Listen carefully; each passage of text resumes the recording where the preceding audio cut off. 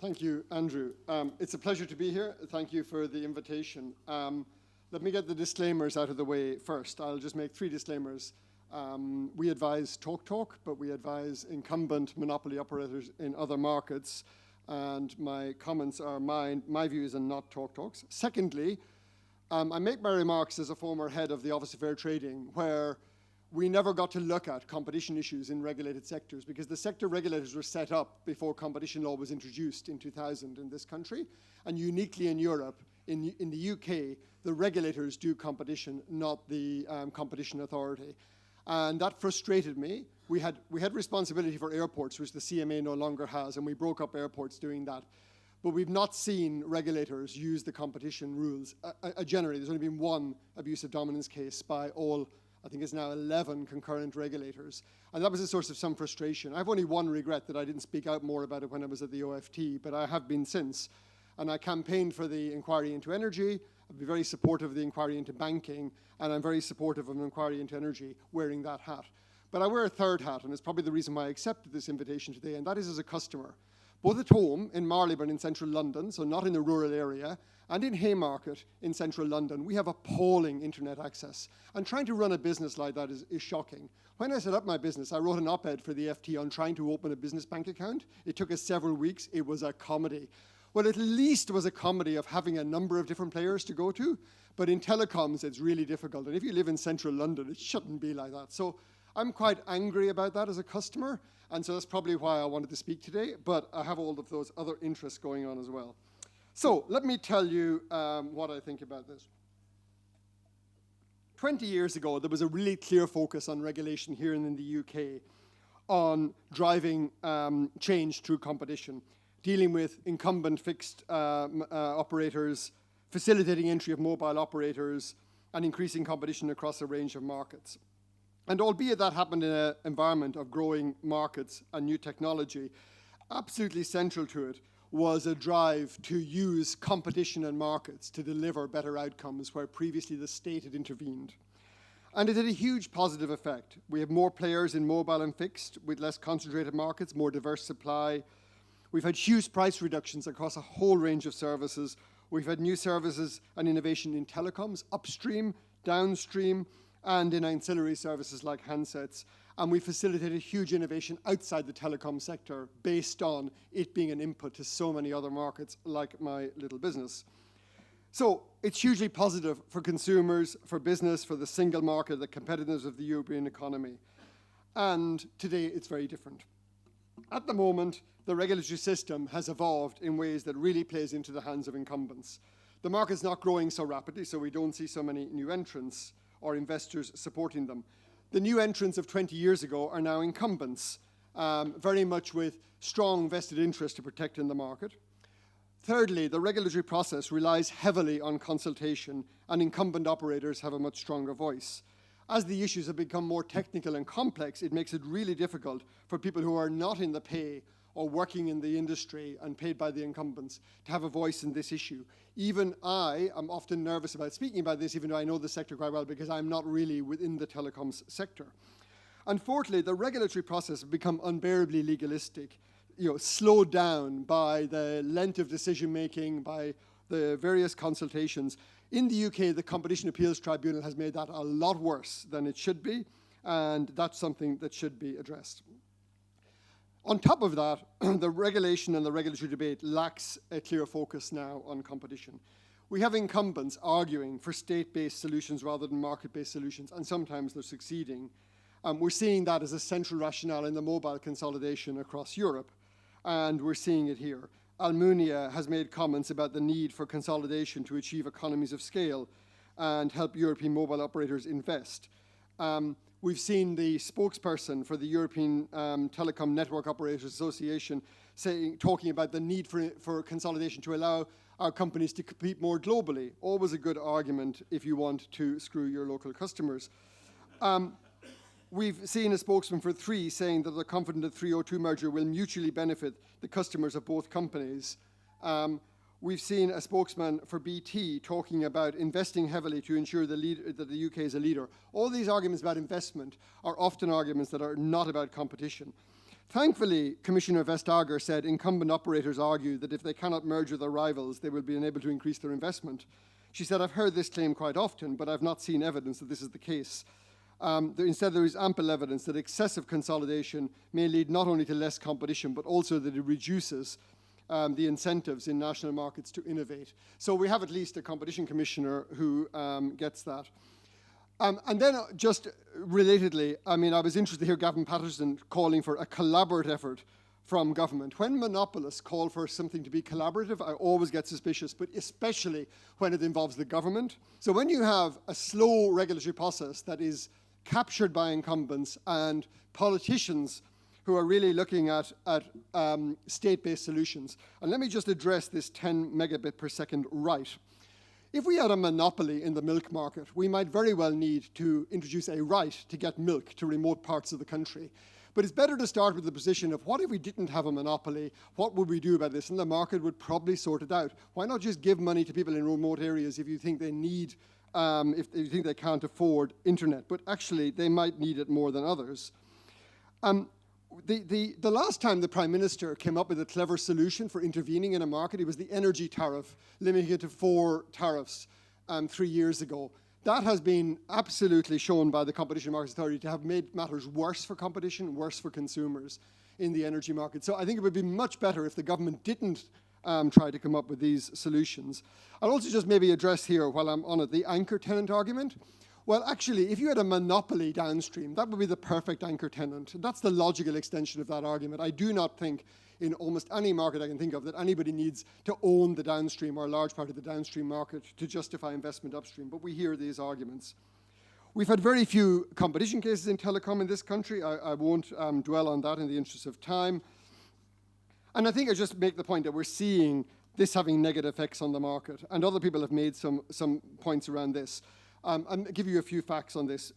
BT in 2012 had 37% share in copper, but now it has 69% in VDSL. So in the new technology, its market share is higher than in the old technology. We should worry about that with a former incumbent monopolist. BT has been able to replace revenue from call charges with broadband line rental over what is essentially the same infrastructure, and that's probably protected it from the worst of the disruption from new services. In areas where BT faces limited competition, it may be in its interest to rely on the copper network rather positioning for move to fibre. Peter Cochrane made that point. It's the classic monopoly replacement effect. A monopoly never has as much incentive to replace itself as a firm that doesn't already own that existing infrastructure.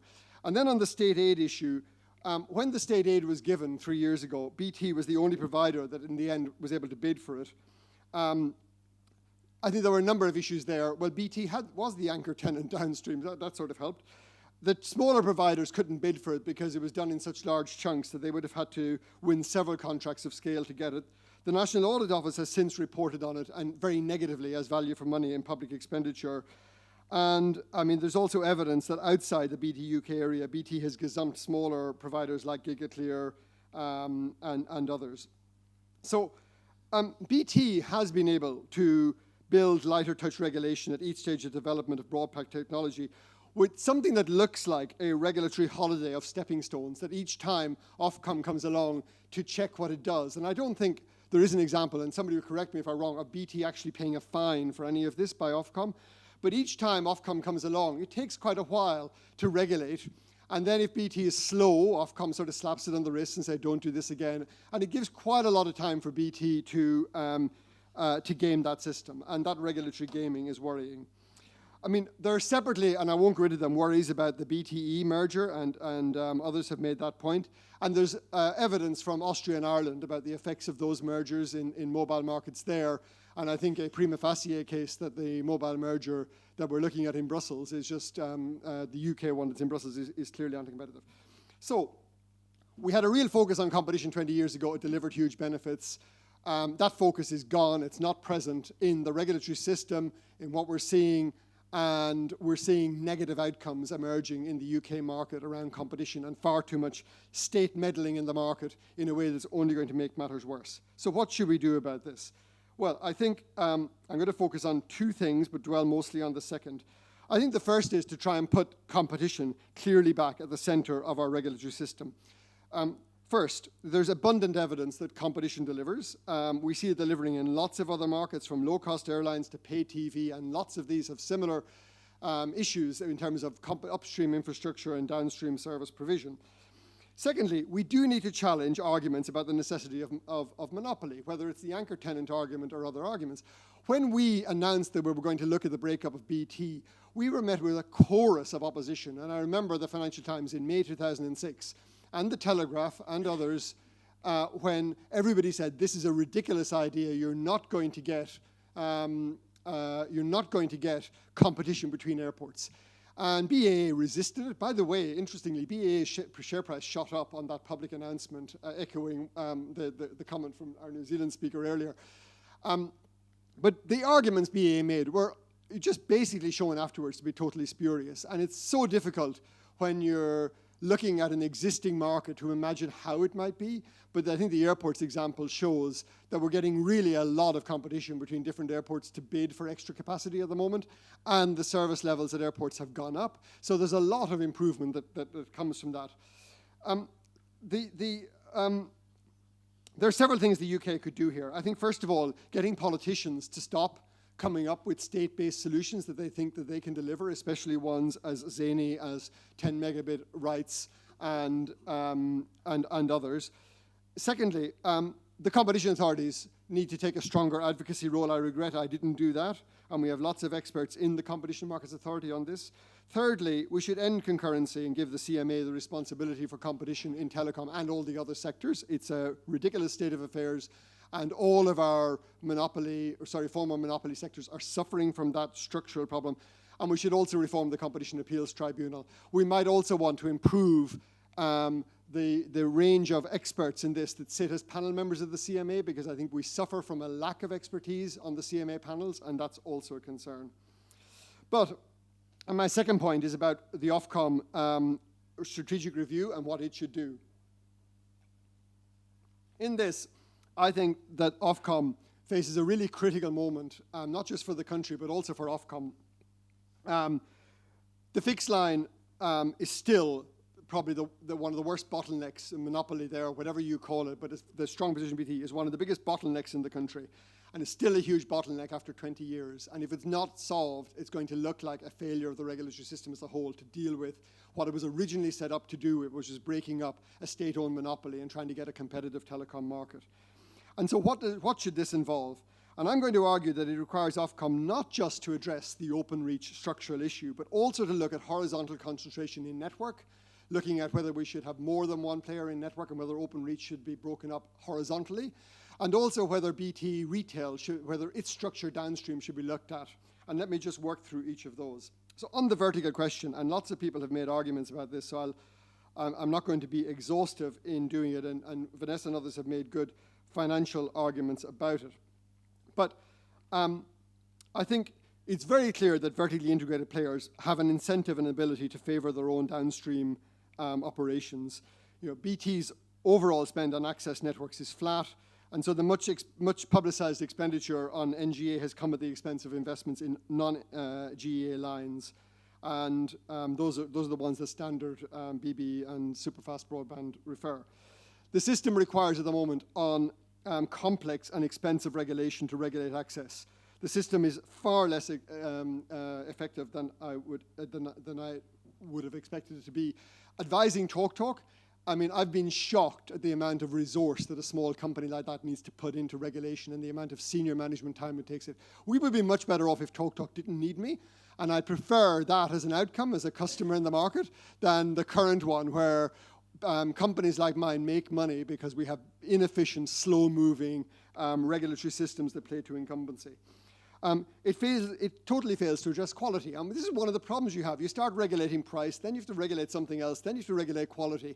And this is where Ofgem went. And if Ofcom thinks it can fix the open reach problem by regulating more, it should just look at what Ofgem did and the mistakes Ofgem made and learn lessons from that.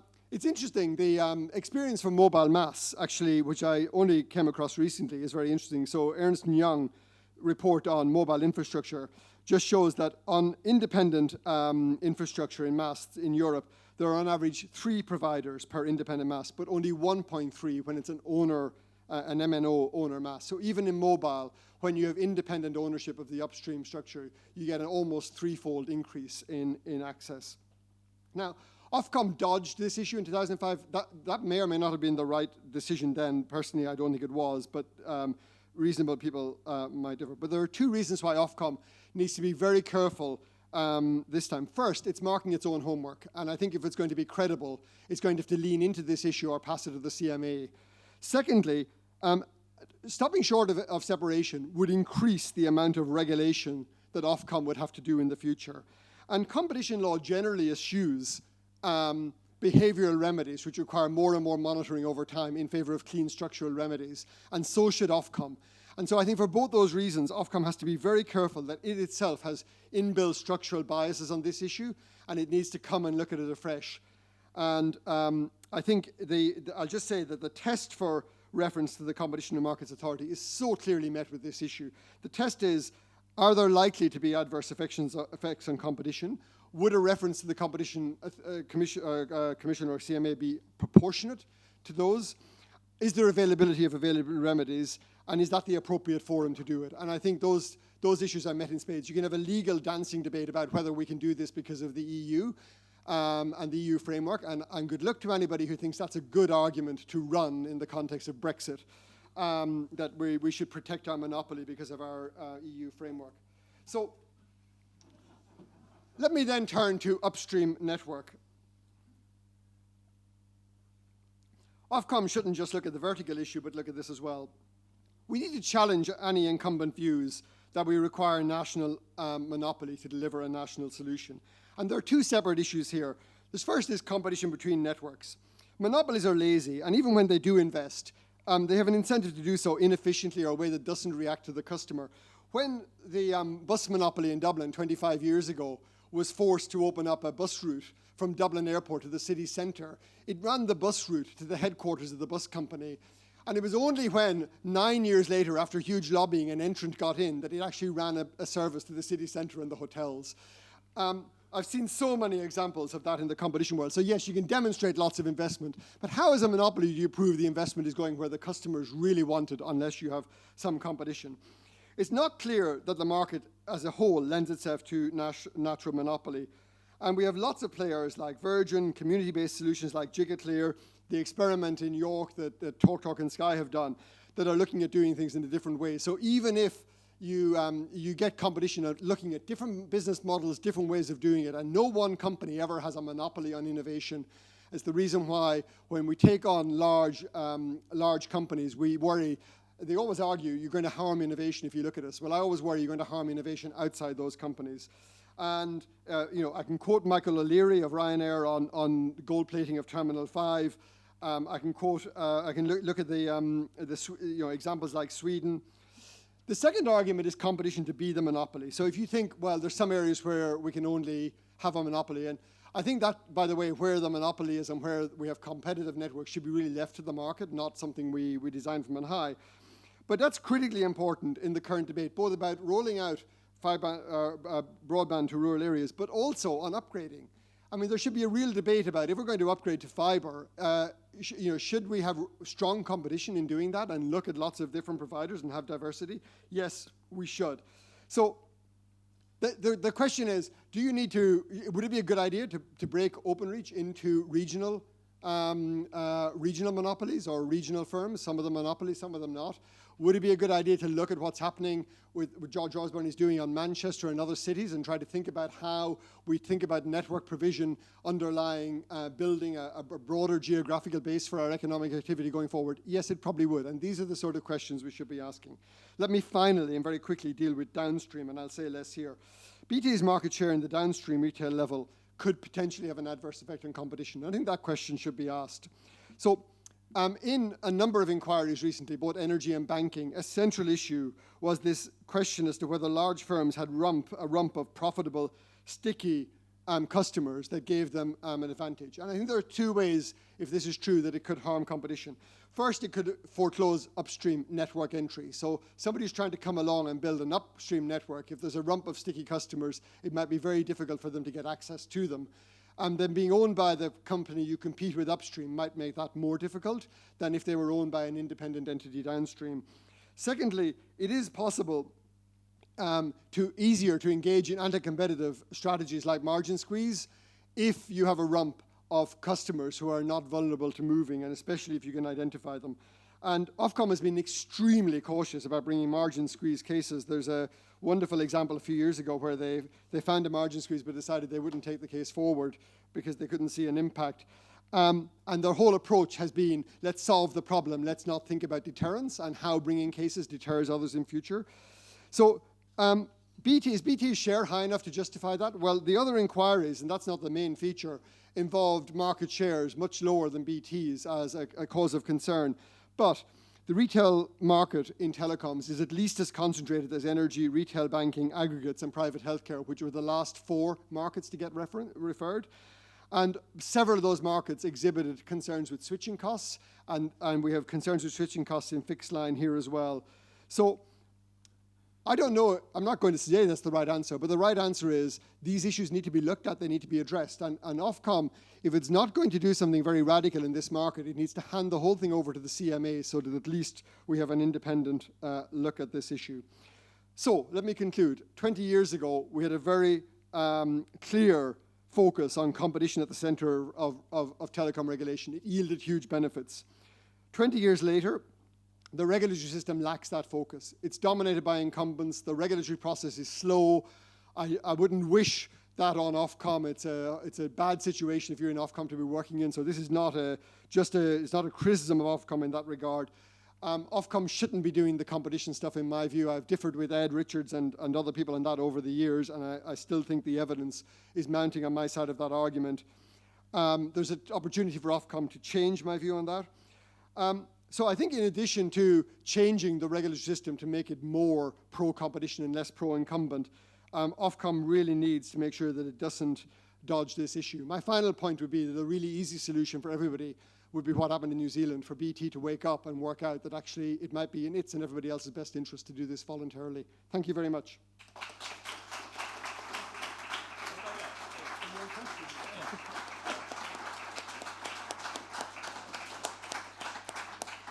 John, do you have time for the old question? Yeah. Great. So, Forrest hand goes up. We are over time, so I'm going to take 2 or 3 or 4.